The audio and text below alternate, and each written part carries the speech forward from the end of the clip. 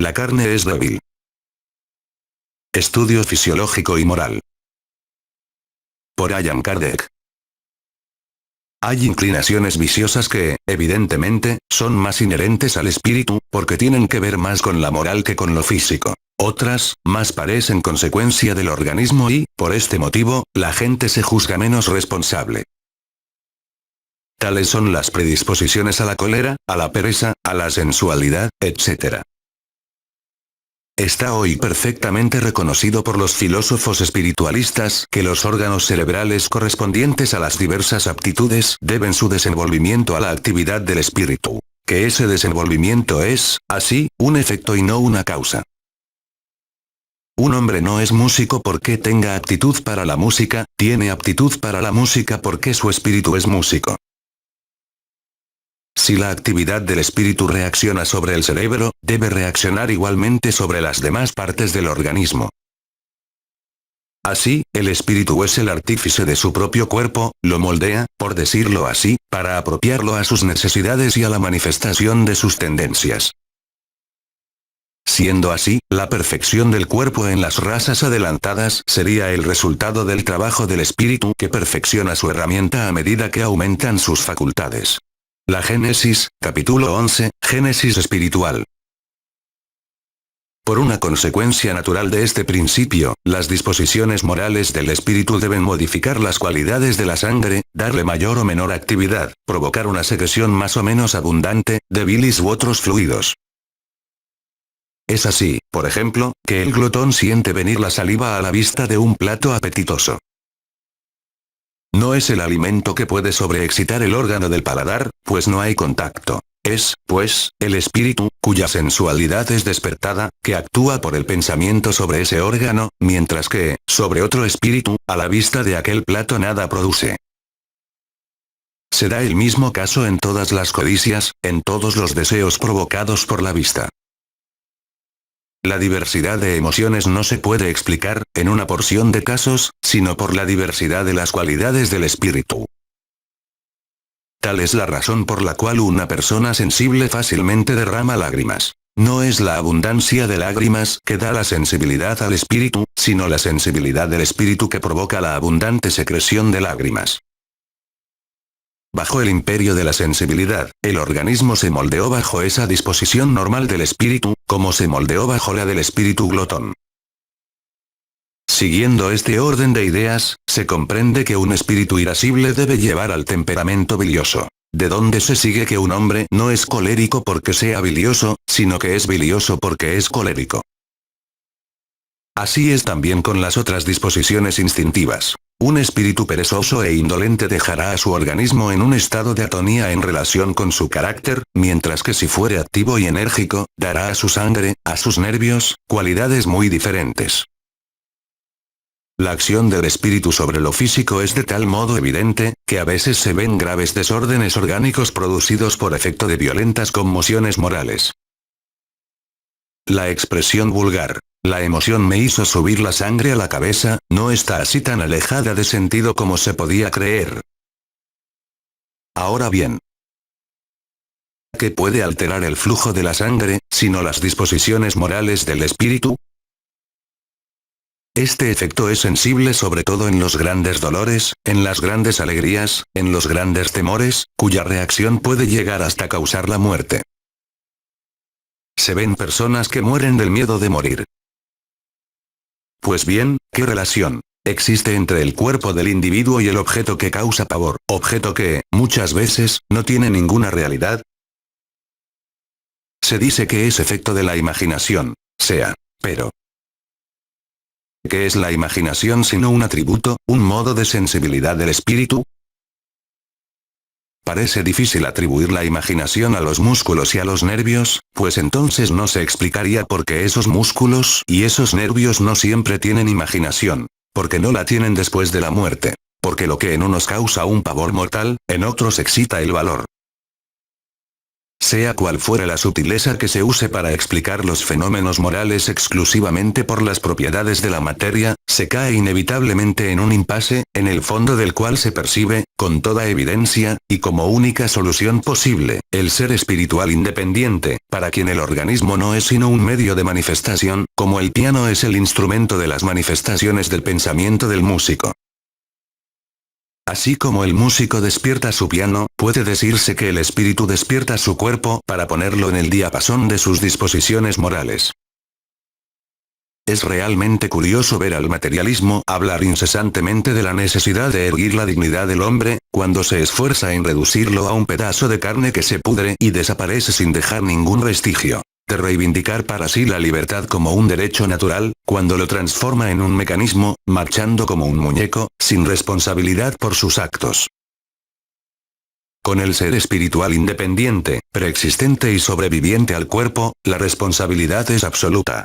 Ahora bien, para el mayor número, el principal móvil de la creencia en el nihilismo, es el pavor que causa esa responsabilidad, fuera de la ley humana, y a la cual se cree escapar, cerrando los ojos. Hasta hoy esta responsabilidad nada tenía que estuviera bien definido. No era sino un miedo vago, fundado, hay que reconocerlo, en creencias no siempre admisibles por la razón. El espiritismo la demuestra como una realidad patente, efectiva, sin restricción, como una consecuencia natural de la espiritualidad del ser. He ahí porque muchas personas temen al espiritismo, pues las perturbaría en su quietud, irguiendo a su frente el temible tribunal del futuro. Probar que el hombre es responsable por todos sus actos es probar su libertad de acción, y probar su libertad es revelar su dignidad. La perspectiva de la responsabilidad fuera de la ley humana es el más poderoso elemento moralizador. Es el objetivo al cual conduce el espiritismo por la fuerza de las cosas.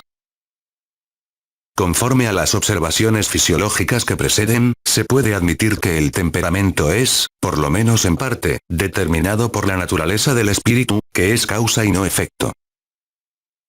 Decimos en parte, porque hay casos en que lo físico evidentemente influye sobre lo moral. Es cuando un estado mórbido o anormal es determinado por una causa externa, accidental, independiente del espíritu, como la temperatura, el clima, los vicios hereditarios de constitución, un malestar pasajero, etc. Lo moral del espíritu puede, entonces, ser afectado en sus manifestaciones por el estado patológico, sin que la naturaleza intrínseca sea modificada. Excusarse de sus maleficios con la flaqueza de la carne no es sino una fuga, para escapar a la responsabilidad. La carne solo es débil porque el espíritu es débil, lo que aclara la cuestión y deja al espíritu la responsabilidad de todos sus actos. La carne, ni tiene pensamiento ni voluntad, jamás prevalece sobre el espíritu, que es el ser pensante y voluntarioso. Es el espíritu que da a la carne las cualidades correspondientes a los instintos, como un artista imprime a su obra material el cuño de su genio. Liberado de los instintos de la bestialidad, el espíritu modela un cuerpo, que no es ya un tirano para sus aspiraciones a la espiritualidad de su ser. Es entonces cuando el hombre come para vivir, porque vivir es una necesidad, pero no vive para comer. La responsabilidad moral de los actos de la vida queda, pues, entera. Pero dice la razón que las consecuencias de esta responsabilidad deben estar en razón del desenvolvimiento intelectual del espíritu. Cuanto más esclarecido, menos excusable, porque con la inteligencia y el sentido moral, nacen las nociones del bien y del mal, de lo justo y de lo injusto. El salvaje, aun vecino de la animalidad, que cede al instinto del animal, comiendo a su semejante, es, sin contradicción, menos culpable que el hombre civilizado que comete una simple injusticia.